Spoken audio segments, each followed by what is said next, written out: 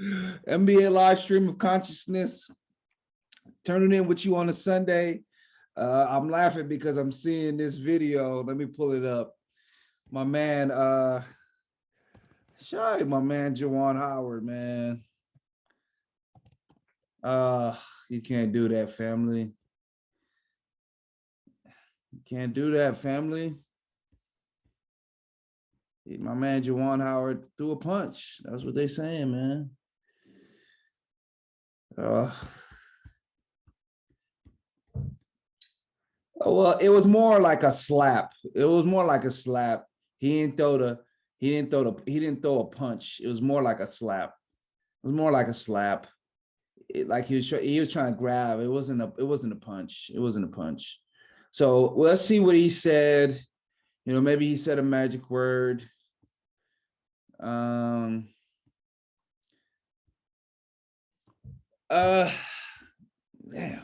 Juwan Howard. That's one of my favorite players growing up back in the day. What's funny is that, you know, he played with Chris Webber in the Fab Five, and they played together in the league for the Washington Wizards, formerly the Bullets. Who thought of the name the Bullets? Who thought that was a good idea? I'm gonna name my team the Bullets.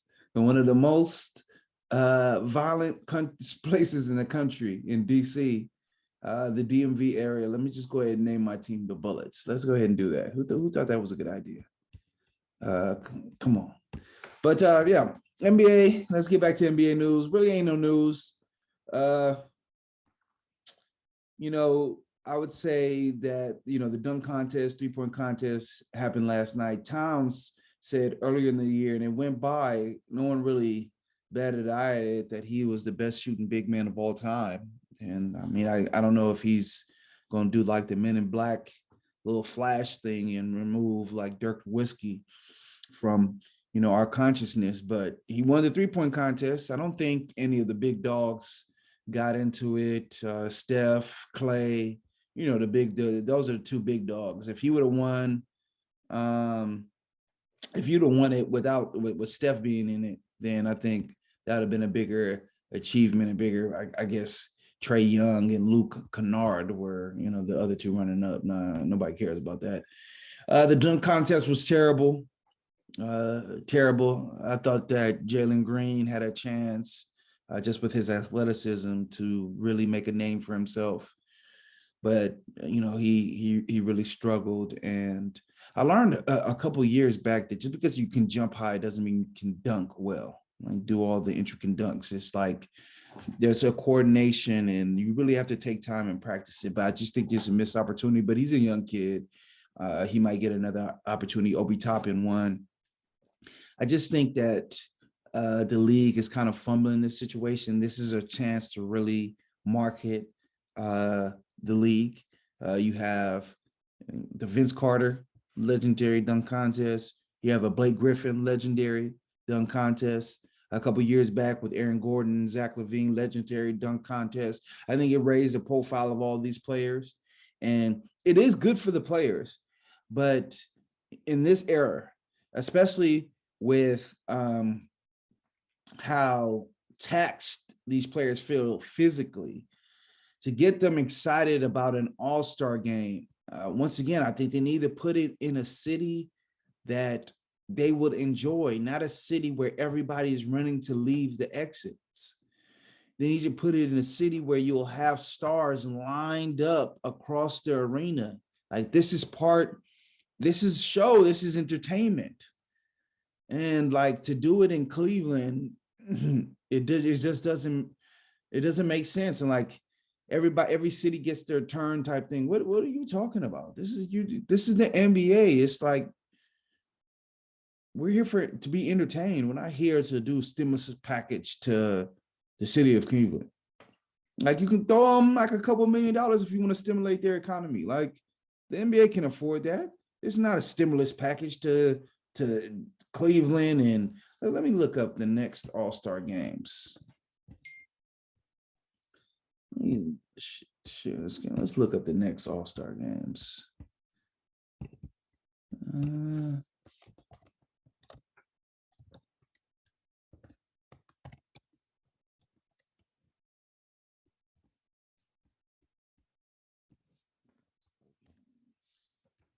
All-Star 2023.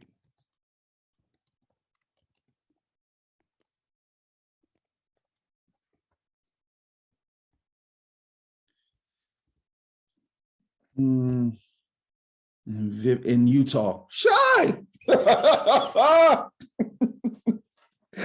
So Utah, Cleveland, back to back. Come on, man. Come on, man.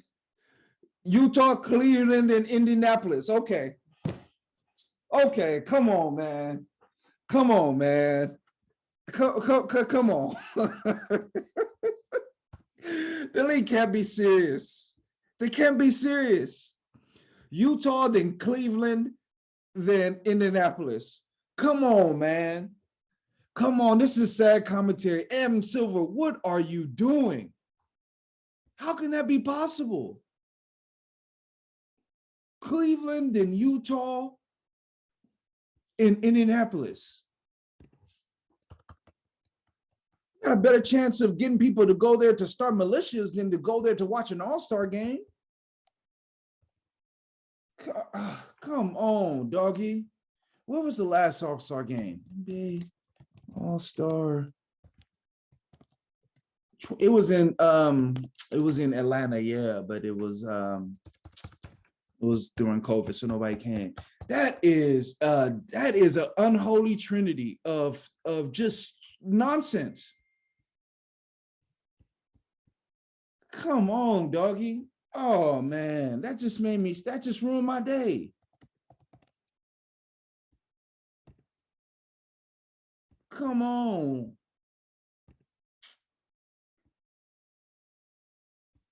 Oh man. I was just saying on the NFL live stream of consciousness, check that out if you're an NFL fan, that everyone should fast today as a national, to come together as a community nationally. This is the first Sunday without football. And then the NBA just gives you this, I mean, what a punch in the gut. What a gut punch.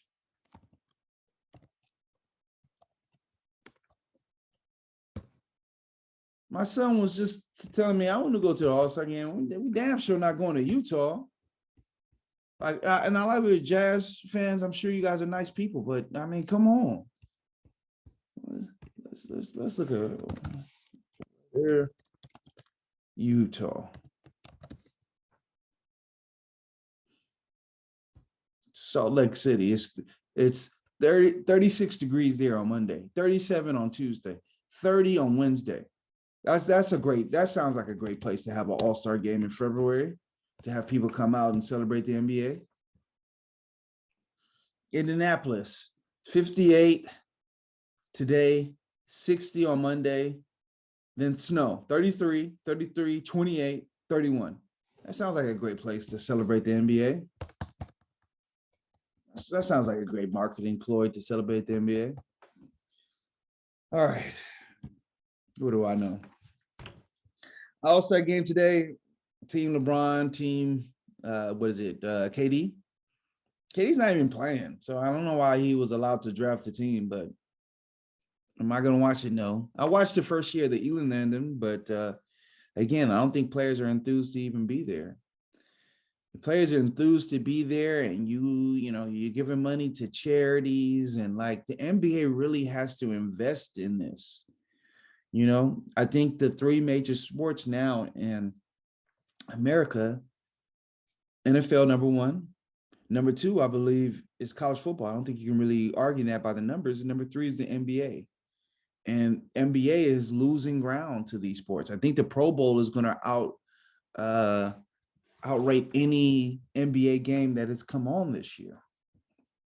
So I think they're playing in two separate games, obviously, like Sundays, only on Sundays, or limited quantities, Sundays, Mondays, Thursday, but the majority of the games are on Sundays, a day where most people are off work, have it in the morning time, have it on broadcast television, a great pipeline because college football is so popular, you have a pipeline of fans who will transition with their favorite players to watch them. If you're a Clemson fan, you're probably checking out what Trevor Lawrence is doing. Even if you live in the state of Idaho, you have Boise State, Idaho University, You're going to check them out. The state of Wyoming, I'm sure, is watching all of Josh Allen's games. There's probably a good base of people, thousands of people who are watching Josh Allen's games for Buffalo. So they have unfair advantages. But at the same time, you can't just rest on your laurels and say, hey, we're number 3 and we're just going, because that's what happened to baseball. And these are the little things that matter. And I don't want to keep harping on this NBA All-Star thing, but it's just, there's just not energy. Even though I didn't go to the game, the Super Bowl being in LA just brought a little extra oomph to it. And I think most fans can agree. So, this is just me as an NBA fan saying these things, that I don't want to see my sport die out, that I love. And they're just not making smart moves. This is not a smart move. 3 All-Star games in a row. You go from Cleveland to Utah to Indianapolis. Like, come on, man. Come on, man. That's an unholy trinity. Come on, man. All right. So I'm going to be dropping the NBA videos here. I'll probably drop them on Monday. Do a little bit of a deep dive on every team. Try to touch on every team before the game start. Back up on Wednesday. Do 10 minutes on every team. And you see where their heads at are going into the break. One thing that I read yesterday, we'll end on this, is that Gary Harris is not really looking for a buyout. Magic are not really pressing for one, and he's not really looking for one. That, to me, that was the number 1 buyout guy.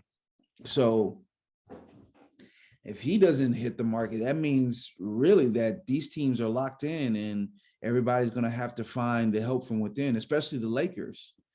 So once again, that Caruso decision, the decision to go cheap and not re-sign him, that one hurts, because you wouldn't even have to have worried about on-ball pressure, guys that could guard, a Steph Curry, Devin Booker, Chris Paul, players of that ilk.